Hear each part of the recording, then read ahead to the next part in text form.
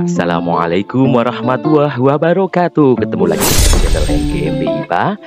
Sesuai dengan salah satu permintaan dari channel Yopi Channel, Pak minta lagi dong lanjutannya, kalau cuma 5 soal kurang pas kayaknya. Oke, kita lanjut. Saya doakan semoga calon peserta KSM tahun 2023 sehat selalu ya.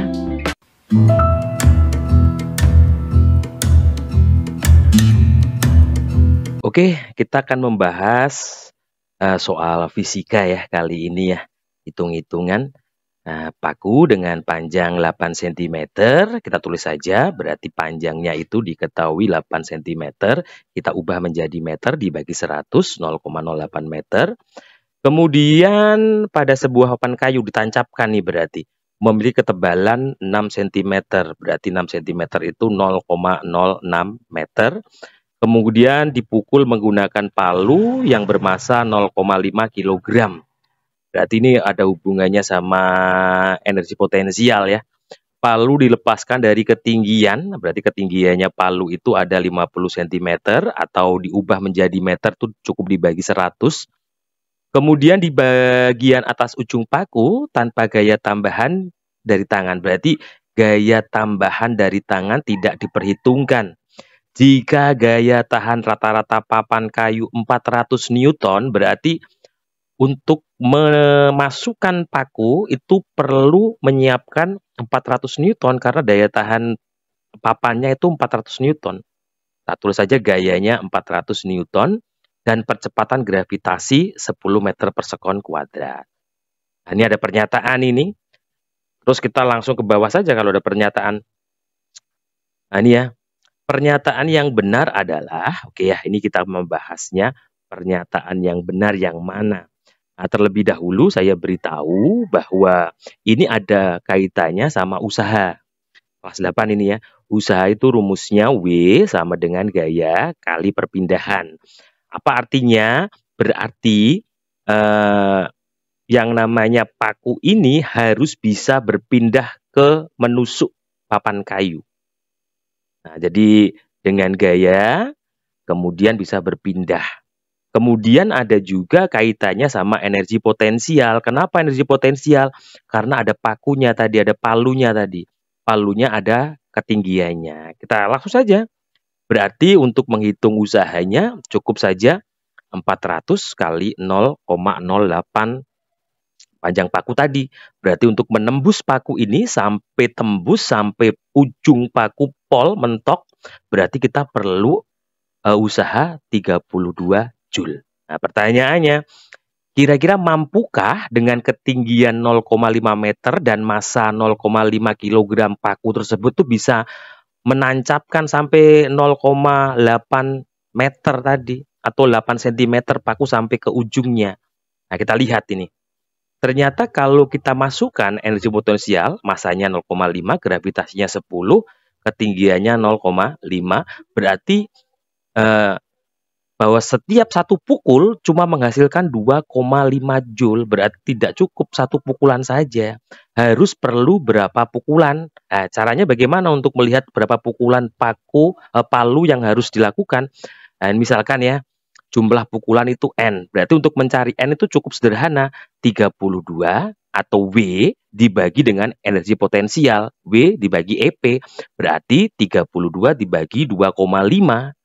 Berarti hasilnya berapa? Mohon maaf. Hasilnya 12,8 kali. Atau kita bulatkan menjadi 13 kali. Berarti untuk memasukkan seluruhnya 8 cm paku tadi memerlukan 13 kali pukulan. Berarti yang nomor 3 betul. Berarti jawabannya antara A, B, dan D. Karena ada 3-nya. Ini semua pernyataan benar. Kita telah lagi sekarang. Nah, kita lihat pernyataan yang pertama. Pernyataan yang pertama itu adalah paku akan menembus bagian bawah papan kayu jika dipalu sebanyak 10 kali. Tadi papan kayu kan tebalnya kan 6 cm. Nah, kira-kira butuh berapa ini? Nah, sama. Berarti kalau tadi kita memakai 0,08 karena panjang pakunya kan 0,08 atau 8 cm. Sekarang kita ganti S-nya dengan 6 cm. sesuai dengan ketebalan kayu tadi. Hasilnya adalah 24 Joule. Berarti kita perlu usaha 24 Joule. Tadi juga sama ya. Setiap satu pukulan itu 2,5 Joule. Terus bagaimana jika pukulannya itu N, berarti ya sama. W dibagi EP. Nah, berarti 24 dibagi 25. Hasilnya adalah 9,6 kali ya. Atau kita bulatkan menjadi 10 kali pukulan. Oh, 10 kali pukulan. Ya, betul. Berarti nomor 1 dan 3 betul. Nah, masih lagi nih ya. Apakah yang nomor 2 juga betul ya? Kita cek yang nomor 2. Nah, jadi yang nomor 2 itu kan seperti ini ya. Kita memakai 1 kali pukulan membuat paku menancap ke papan kayu sedalam 0,625 cm. Nah, kira-kira itu 1 kali pukulannya berapa? Ya, cukup seperti ini. Nah, kita lanjutkan ya. Bahwa N itu rumusnya kan W per EP. Jadi kalau saya tulis bahwa W itu kan rumusnya F kali S. Berarti F kali S dibagi EP. Nah, langsung saja kita masukkan. Karena di nomor 2 itu pernyataan nomor 2 itu 1 kali. Berarti dipukul 1 kali 400 kali tadi tembusnya berapa nih, S-nya berapa dibagi 2,5 EP-nya. Kita masukkan saja, berarti kita cukup dibalik ya, yang 400 pindah ke sini jadi pembagi, yang 2,5 karena pembagi menjadi pengkali, berarti 1 kali 2,5 dibagi 400 sama dengan S, kita balik saja, berarti S sama dengan 1 kali 2,5 dibagi 100, berarti hasilnya adalah 0,00625, atau kalau kita bulatkan tuh menjadi 0,625 meter. Oh ya, betul 0,625 meter. Ini harusnya meter ini. Tidak sentimeter ya. Kemudian yang nomor 4. Berarti ini salah ini. Salah ya. Ini berarti salah ini. Harusnya 0,625 meter bukan sentimeter. Kemudian yang nomor 4. Yang nomor 4 itu adalah pada saat paku dipalu sebanyak 3 kali, berarti 3 kali pukulan ya, paku menancap ke papan kayu sedalam 1,956. Nah, yang betul yang mana ini ya? Kita lihat. Berarti kita lihat bahwa N itu rumusnya kan sama tadi ya, F kali S dibagi EP ya, sama. Kita masukkan 3 kali 400 sama, tinggal dibalik saja, berarti S sama dengan 3 kali 2,5 dibagi 400. Hasilnya adalah 0,01875 cm atau 1,875 meter. Berarti yang betul mana tadi? Yang betul berarti yang nomor 1 dan nomor 3. Berarti jawabannya adalah B. Tadi yang nomor 3, yang nomor 2 hampir betul, tapi satuannya sentimeter, gak meter. Kemudian yang 4, ternyata 3 kali pukulan itu 1,875 meter. Oke, semoga paham. Di screenshot kalau belum paham. Lanjut. Oke, adik-adik, kita bahas soal berikutnya, soal bahasa Inggris. Sekali lagi mengingatkan bahwa soal KSM besok itu ada dalam bahasa Indonesia, dalam bahasa Inggris, juga dalam bahasa Arab juga ya. Oke. Read the following statements. Jadi kalau saya artikan itu kamu disuruh membaca statement-statement yang ada di bawah ini. Pernyataan-pernyataan di bawah ini ada 4 ya. Kalau ada soal pernyataan lagi-lagi langsung scroll ke bawah. Kamu baca inti pertanyaannya. The correct statements are. Jadi kamu disuruh mencari pernyataan-pernyataan yang benar yang mana. Apakah A, B, C, atau D. All of the above. Berarti apakah semua yang di atas benar, yang D ini ya. Kita bahas dulu bagaimana teorinya. Jadi gini anak-anak. Jadi gelombang itu adalah getaran yang merambat dan membawa energi dari satu tempat ke tempat yang lain. Dia merambat, selain merambat dia juga membawa energi. Dalam energi itu ada masanya, ada materinya juga. Kemudian tuh ada juga ini. Di rumus periode ya. Periode itu rumusnya, periode itu T besar ya. Kalau frekuensi F kecil, rumusnya itu T dibagi N itu banyaknya getaran, kemudian F juga N dibagi T, N itu banyak gelombang atau getaran. Hubungannya periode dan frekuensi itu ini, kalau frekuensi sama dengan 1 per T, dan periode kebalikannya 1 per F. Jadi semakin besar periodenya, ini semakin kecil karena berbanding terbalik antara frekuensi dengan periode. Sebaliknya juga kalau frekuensinya semakin besar, berarti periodenya semakin kecil. Lagi-lagi karena berbanding terbalik. Oke, kita bahas dulu yang statement pertama.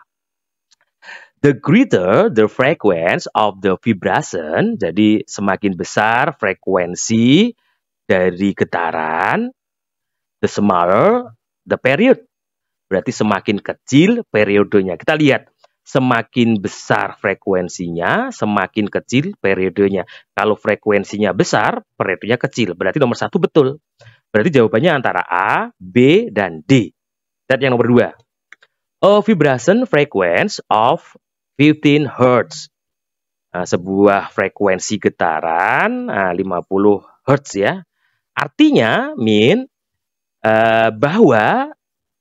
bahwa ada 50, there are 15 vibrations. Bahwa artinya ada 50 getaran in 1 second. Dalam 1 sekon. Oke, kita lihat. Hertz itu artinya apa? Ya benar.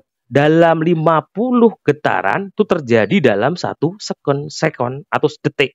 Berarti nomor 1 dan 2 betul. Berarti jawabannya antara A dan D. Sudah mengerucut ini antara A dan D. Tinggal nomor 3 ini. Nomor 3 ini. Jika a spring itu pegas ya. Sebuah pegas menghasilkan 100 vibration. Menghasilkan 100 getaran dalam 0,5 menit. 0,5 menit ya. Nilainya dari periode vibration ini ya, periode getaran ini adalah 0,3 second. Betul nggak sih ini? Nah, kita lihat dulu. Jadi untuk menghasilkan 1 getaran dalam 0,5 menit, kamu tahu nggak sih ya, 0,5 menit itu berapa detik sih? 30 detik ya. Berarti rumusnya simple banget. Berarti kalau disuruh mencari periodenya, periode ini ya. Berarti rumusnya itu T dibagi N. T-nya tadi kan 0,5 menit atau 30 detik. Berarti 30 dibagi 100. Berarti kalau 30 dibagi 100, ya 0,3 second. Berarti betul ini. 1, 2, 3 betul. Tinggal 4 ini. Nah, ini bahasa Inggris ya. Gelombang, wave, are vibration. Gelombang itu adalah getaran. That, bahwa getaran yang merambat. Propagate itu merambat. Dan membawa, accompanion itu membawa energi. Their energy itu energinya dan masanya. Nah, kita lihat dulu pengertiannya. Gelombang adalah getaran yang merambat dan membawa energi. Energi itu di dalamnya ada massa, ada materi. Berarti betul. Berarti 1, 2, 3, dan 4 betul. Berarti jawabannya adalah D. Jadi anak-anak kalau ada soal bahasa Inggris, nanti bisa minta bantuan guru bahasa Inggrisnya juga. Nah, supaya ada kolaborasi antar guru. Semoga paham ya. Lanjut. Kita lanjut lagi ke soal berikutnya ya. Ini ada soal cerita ini ya. Salah satu rukun haji yaitu melaksanakan tawaf ifadah. Tawaf ifadah tahu ya? Tawaf yang dilaksanakan setelah apa nih? Puncak haji ya, 7 kali putaran ya. Berikut adalah grafik hubungan kecepatan terhadap waktu salah seorang jamaah haji yang sedang melaksanakan 1 kali putaran tawaf yang belum sempurna. Berarti ini belum sempurna ini. Belum sempurna. Ini gambarnya sudah ada ya. Ini dia sampai sini dari pojok Hajar Aswad, kemudian ke pojok Irak, kemudian ke pojok atau rukun Syria, kemudian ke rukun Yamani. Pak, pojok atau rukun Irak itu apa sih? Ini kalau ditarik garis lurus nih, ini arahnya menuju Irak ini. Nah, kalau saya baca seperti itu ya. Ada grafik ya seperti itu. Berdasarkan grafik di dalam gambar di atas, maka lagi-lagi kalau ada soal pernyataan, kalian langsung scroll ke bawah. Pernyataan yang benar adalah, oke, kita lihat. Jadi kalau kita membaca grafik anak-anak ya. Grafik seperti ini berkaitan dengan yang namanya GLBB dan GLB. Apa sih GLBB? Apa sih GLB? GLB itu gerak lurus beraturan. Kalau GLBB gerak lurus berubah beraturan. Kelas 7 kalau nggak salah ya. Jadi gini, dalam sebuah grafik V sama T, kecepatan dan waktu, itu selalu kalau grafiknya seperti ini naik, ini berarti GLBB dipercepat. Kalau grafiknya datar, artinya itu kecepatannya konstan, berarti GLB, gerak lurus beraturan. Sedangkan kalau naik lagi, berarti GLBB dipercepat. Kalau turun bagaimana? Berarti GLBB diperlambat.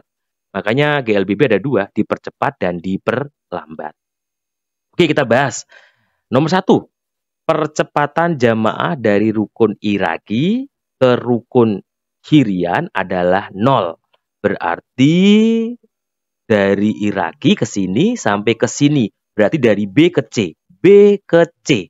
Percepatan. Ya, yang namanya GLB itu tidak ada percepatan. Berarti alias 0 tidak ada percepatan. Berarti nomor 1 betul. Berarti jawabannya antara A, B, dan D. Nah, kita lagi ke statement yang selanjutnya. Jarak tempuh linier 1 kali putaran tawaf lebih dari 144 meter. Kita lihat. Makanya kita hitung ini. Untuk menghitung jarak tempuhnya dari A ke B, kita bisa pakai rumus ini ya. Kalau kecepatan rumusnya kan V sama dengan S per T. Jarak kan S sama dengan V kali T. Sedangkan kalau GLBB untuk mengetahui jarak itu rumusnya V0. V0 itu kecepatan awal dikali waktu plus minus. Itu kalau percepatan berarti plus, kalau perlambatan itu min. Setengah kali percepatan kali T kuadrat. Jadi bisa kita tulis. Nah ini ya. Kita lihat jaraknya ya. A dan B jaraknya. Untuk mencari percepatan itu bisa memakai rumus delta V dibagi delta T. Artinya apa? Selisih antara yang besar sama yang kecil. Berarti kecepatan akhir dikurangi kecepatan awal, atau T awal dikurangi kecepatan T akhir dikurangi kecepatan awal. Berarti di sini karena di sini kecepatan awalnya itu 0, kemudian kecepatan akhirnya itu 6, berarti 6 dikurangi 0, pakai rumus ini ya. Kemudian kalau T2 dikurangi T1, berarti pertama itu kecepatannya adalah 0, kemudian 4 detik. Berarti awalnya itu 4 detik, akhirnya 4 detik dikurangi 0. Berarti 6 dikurangi 0 per 4 dikurangi 0. Pakai rumus ini. Nah, akhirnya apa? Kita dapatkan 6 per 4 sama dengan 1,5 meter per sekon kuadrat. Berarti percepatannya ini adalah ini. 1,5 meter per sekon kuadrat. Kenapa kita harus mencari percepatan? Untuk mencari ini, jaraknya. Karena GLBB dipercepat, untuk mengetahui jaraknya kita harus tahu dulu yang namanya percepatannya. Oke, setelah itu kita masukkan rumusnya. Ya, pakai rumus ini ya, V0 kali T plus setengah kali A kali T kuadrat. Karena plus itu karena dipercepat. Kita masukkan saja. Berarti V0-nya tadi 0 ya, kali 4. Lihat ini ya. Nah, ini kan 4. Kemudian V0-nya kan 4. Kemudian waktunya itu 4 detik ya. Tambah setengah kali 1,5. Ini meter per sekon kuadrat dikali 4 kuadrat. Waktunya kan 4 detik. Nah, kita masukkan saja. Nah, ini berarti 0 kali 4 sama dengan 0 tambah setengah kali 1,5 kali 4 kuadrat itu 16. Berarti hasilnya adalah 12. 12 meter. Berarti jarak antara A dan B itu menempuh jarak 12 meter. Sekarang kita lanjut yang C sama D. Kita bahas yang GLBB dulu lah. C yang D juga sama. Kita cari dulu percepatannya. Ingat percepatannya mula-mula itu adalah percepatan akhirnya 12 dikurangi 6. Berarti 12 dikurangi 6. Sedangkan kecepatan detiknya itu 20 sekon sampai 24. Berarti 24 dibagi 20. Nah, jadi seperti itu ya. Berarti 12 dikurangi 6 dibagi 20 dikurangi 24. Hasilnya berarti 6 per 4 atau 1,5 meter per sekon kuadrat. Langsung saja kita masukkan pakai rumus yang sama, S sama dengan V0 kali T tambah setengah kali alfa kali A plus kali T kuadrat. Kita masukkan saja, berarti karena V0-nya tadi kan 6 ya, V0-nya 6, berarti 6 kali, tadi kan T-nya 4, sudah dihitung ya. 4 dari mana? Jarak sini ke sini, 20 ke 24 itu 4, tambah setengah kali 1,5 percepatan kali T-nya 4 kuadrat. Nah, langsung saja 6 kali 4, 24, tambah setengah, kali 1,5 kali 16. Hasilnya adalah 12 tambah 24 tambah 12 sama dengan 36 meter. Berarti ini 12, ini 36 meter. Sekarang kita lihat yang GLB gampang ini. Rumusnya kan pakai rumus V kali T. Kita lihat. V-nya kan ini di sini. Ini kan V ya, 6. T-nya berapa? Sini sampai sini. 4 sampai 20. Berarti 4, 20 kurangi 4, 16. Berarti 16. 16 sekon ya, 16 detik. Berarti 96. Nah, cukup ditambahkan saja. 96 tambah 12. Itu berarti 108, 108 tambah 36. Berarti 144. Berarti jarak sini sampai muter, sampai ke D, belum penuh ya, itu 144. Kita compare lagi ke sini. Jarak tempuh linear 1 kali putaran. Berarti penuh ya nih ya. Lebih dari 144. Ya betul, 1 dan 2 betul. Oke, masih A sama yang D ya. Kita lihat lagi yang ketiga. Percepatan jamaah dari rukun Hajar Aswad sini ya, ke rukun Iraki konstan. Percepatan yang namanya GLBB itu percepatannya selalu sama. Contoh tadi ya, A ke B dari Hajar Aswad sampai ke rukun Iraki itu kan percepatannya itu adalah 1,5 meter per sekon. Berarti dia tuh selalu mempercepatkan diri 1,5 setiap detiknya. Jadi ya betul, ini pernyataan yang ketiga betul. Nah, kemudian yang keempat, gerakan tawaf dari rukun Syrian ke rukun Yamani, sini sampai sini ya. Berarti C ke D dikategorikan dalam gerak lurus berubah beraturan. Ya betul, kalau grafiknya naik, V sama T, kecepatan sama waktu, berarti itu GLBB.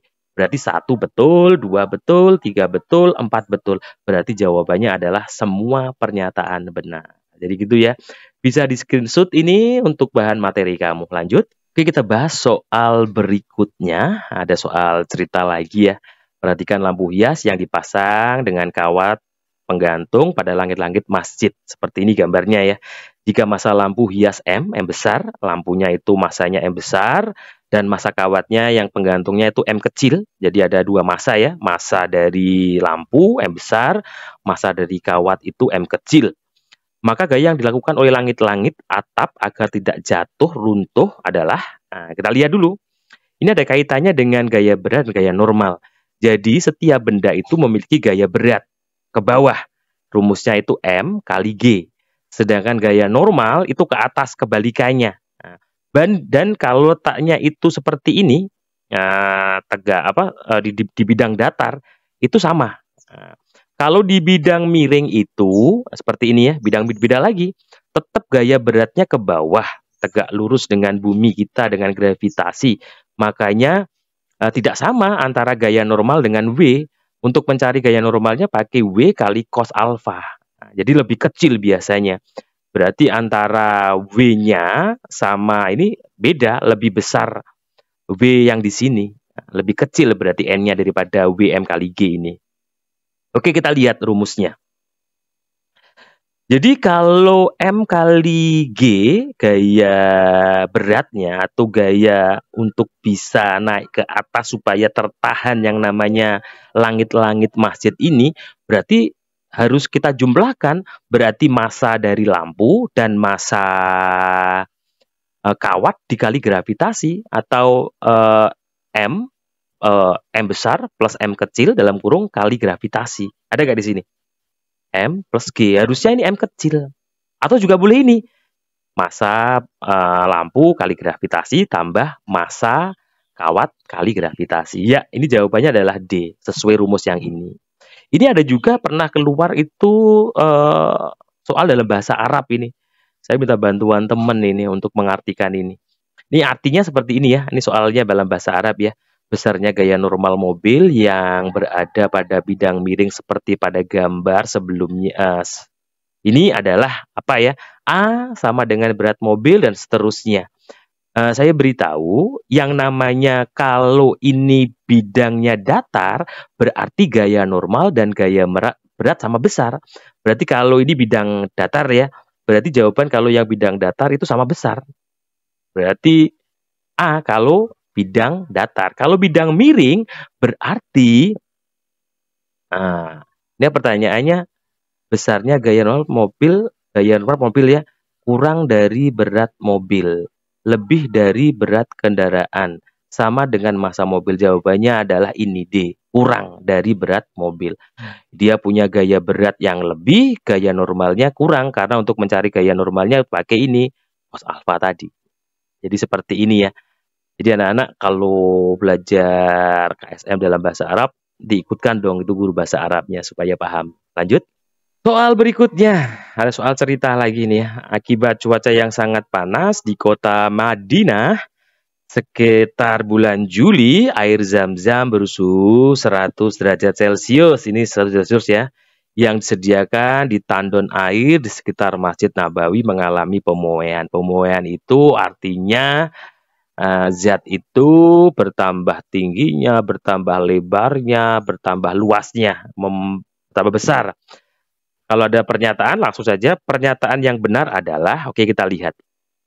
Nah, ini ya, pemuaian adalah sebuah peristiwa, memuainya sebuah zat karena peningkatan suhu yang terjadi pada benda. Bisa panjangnya, lebarnya, luasnya, ataupun kemudian berubah volumenya juga karena panjang, lebarnya, luasnya itu berubah. Jadi gini, kita harus tahu yang namanya air itu punya apa ya, sifat anomali.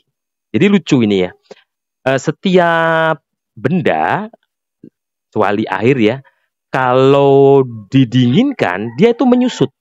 Tapi aneh, ketika air didinginkan 4 derajat ke 0 derajat, maka airnya malah mengembang. Ini maka jangan heran ya, kalau kamu menyimpan air dalam botol kaca, tertutup, dalam freezer, bisa-bisa kacanya pecah itu. Kalau isi airnya penuh itu karena pada suhu 40 derajat Celcius itu air mengembang. Nah, tidak menyusut tapi malah mengembang. Tapi pada suhu 4 sampai 100 dia juga mengalami pemuaian juga. Jadi khusus pada suhu 0 sampai 4 itu mengalami pengembangan, tapi selain itu dia 4 sampai 100 juga mengalami pengembangan. Jadi kita lihat dulu. Nah, kita lihat. Massa air tetap, ya, massa selalu tetap. Nomor 1 betul, berarti jawabannya antara A, B, dan D. Volume air bertambah. Ini karena 10 derajat Celcius, enggak 4, berarti volumenya bertambah. Karena memuai, panjang lebarnya, luasnya menambah. Berarti 1, 2, betul. 1, 2, betul, berarti jawabannya antara A dan D. Massa jenis berkurang. Oke, saya beritahu. Yang namanya massa jenis, nah jadi ya, massa jenis ya, itu adalah rho M dibagi V. Jika volumenya itu bertambah, maka massa jenisnya berkurang. Nah, jadi kalau ada bayangan ya, kenapa air es dan air itu dijadikan satu, pasti esnya mengambang. Karena massa jenisnya es itu lebih kecil, makanya dia di atas. Itu hampir sama kalau air panas dan air dingin dicampur, pasti yang air panas di atas. Karena apa? Massa jenis air panas itu lebih kecil daripada air dingin. Berarti massa jenis air berkurang. Betul. Nah, massa jenis air bertambah. Kebalikan salah berarti. Jawaban yang betul adalah 1, 2, dan 3. Berarti jawabannya adalah A. Ya gitu anak-anak ya. Semoga sukses. Jangan lupa belajar. Minta doa restu kepada orang tua, pada guru. Berdoa. Salam MKMP IPA. Assalamualaikum warahmatullahi wabarakatuh.